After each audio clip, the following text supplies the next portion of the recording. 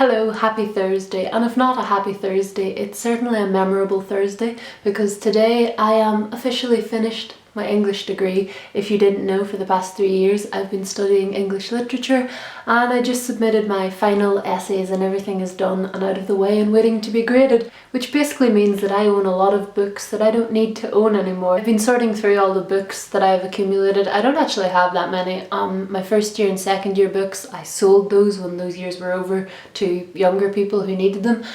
So really all I have is my final year books and a few sort of stragglers from previous years, and unfortunately that makes this kind of not as interesting because this past 2 semesters I've just basically been studying Irish literature. So there's a lot of Irish literature here, but I'm just gonna show you, I'm gonna talk you through every single one of these books on my floor right now. And if you are thinking about studying English, or in particular if you're thinking about studying Irish literature, then maybe this can help you and open your eyes to the kind of books that you'll be studying. I don't know, it's going to be a bit nostalgic for me and nice to say goodbye to these books. They're all either going to charity shops or I'm going to sell the more valuable ones probably. There is absolutely no method to this. I'm just gonna lucky dip. Are you ready? Here we go. This semester I've been studying 2 20th century-ish Irish modules, quite contemporary, lots of realism, and so from 2 different modules I have 2 books by the same author. John McGahern, very well-known Irish author. This one's called The Dark and this one is Amongst Women. This one published in 1965 and this one in the early 90s.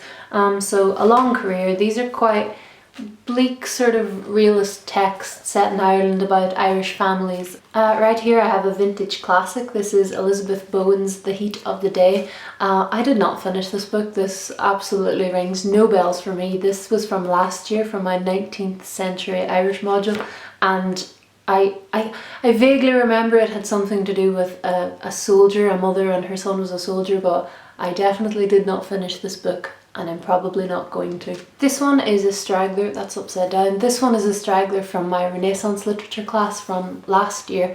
This is The Changeling by Thomas Middleton and William Rowley. They were contemporaries of Shakespeare, I believe. I don't think I read this one either. I'm sorry. I am a very diligent student mostly, but I mean, nobody can read every book. That's what I tell myself. This is officially the last book I read at university. This is Robert McLean Wilson's Eureka Street. I read this last week. I didn't quite get to the end, but I skim read the last few pages and it's great. It's set in Belfast during the Troubles and I just really like the style of it. This one is a throwback to my very first year of my degree. I bought 2 copies of this. I ended up with 2 copies. I think one was my brother's and then I bought one not realising he had one.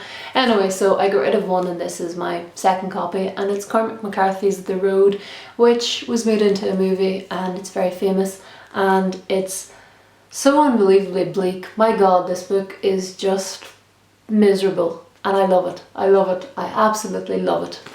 Grand. I have a few James Joyce books, naturally. Come on, Irish literature. You can't avoid James Joyce. I think this is all of them. So I have A Portrait of the Artist as a Young Man, which was my copy from when I was much younger, although I never managed to finish this book when I was younger because Joyce is tough going, but A Portrait of the Artist is definitely my favourite Joycean work. And then I have Dubliners, which is a collection of short stories. I like some of these. I haven't read all of them, but I've covered most of them over the past couple of years. Yeah, they're good if you're into Joyce. And then we have this gorgeous edition of Ulysses. It's an Everyman's Library edition. Has a little golden tail. Have I read Ulysses? Yes. Have I read this entire book, start to finish? No. But I understand it and I enjoy it and it's fine, but I much prefer Samuel Beckett. So let's find some Samuel Beckett books. Oh, I'm sorry. I talked about this little book very recently. This is Samuel Beckett, First Love and Other Novellas. Little short stories, very lovely. I talked about them recently, so I'm not going to talk about them again. And then I have this gorgeous edition of Waiting for Godot, which I have also talked about before. This is a play, it's a drama. There aren't that many plays in this mix, but I love Waiting for Godot. I just love it. I love this picture of Samuel Beckett. I think he was great. This is Mary Lavelle by Kate O'Brien. I hate this cover. This is a fantastic book about an Irish woman who goes to work as a governess in Spain many years ago, and it's just great, and this cover doesn't do it any justice. This is a Virago modern classic, and they brought it back into print many years after it not being in print, which is a shame. So it's great that they brought it back and that we can buy it and read it, so I forgive the slightly plain cover. A beautiful matching set of Edna O'Brien's Country Girls trilogy. These covers are very, very cool. They're right up my street. Not sure how appropriate the covers are to the book. They're about two young girls growing up in rural Ireland in the 1950s, 60s, and then they moved to Dublin and there's romance.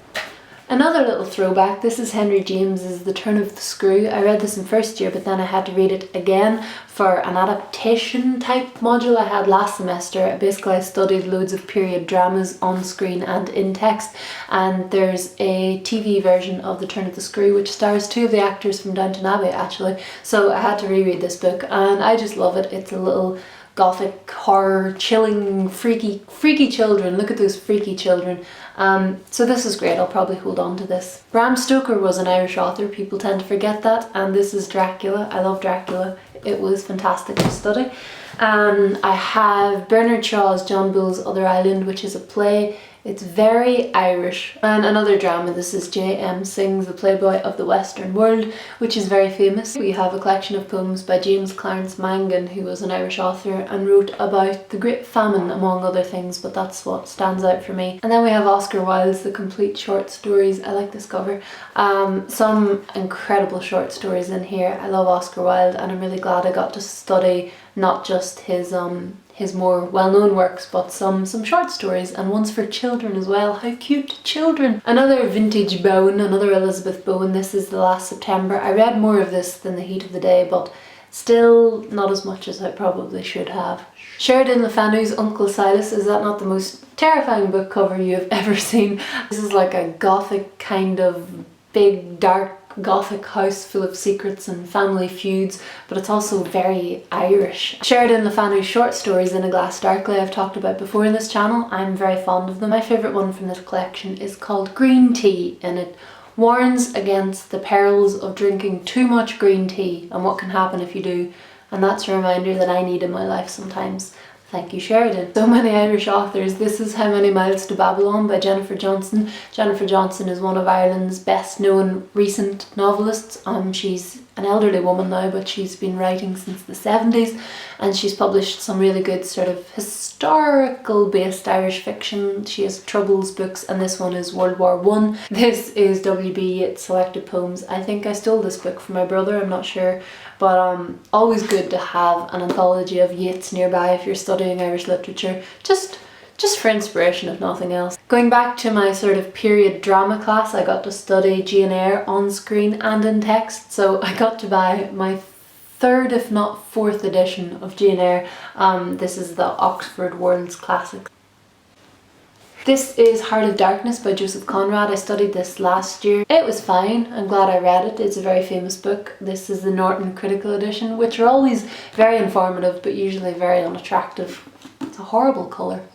This hardback I studied in first year. It's called Monica Alley's Brick Lane, and I studied it as part of a module that was about literature based in cities, and this is based in London, and it's about immigrants in London and how London is this sort of cultural melting pot, is that what they call it? We have The Gathering by Anne Enright, which won the Man Booker Prize in 2007. The bludgeoning weapon that is the Norton Shakespeare is here. Look at this bloody book.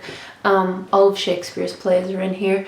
And I studied Shakespeare in second year last year, and then I was supposed to study him this year, but I changed my mind and didn't. I have two Charles Dickens books. I think this one I studied in first year. It's called Hard Times.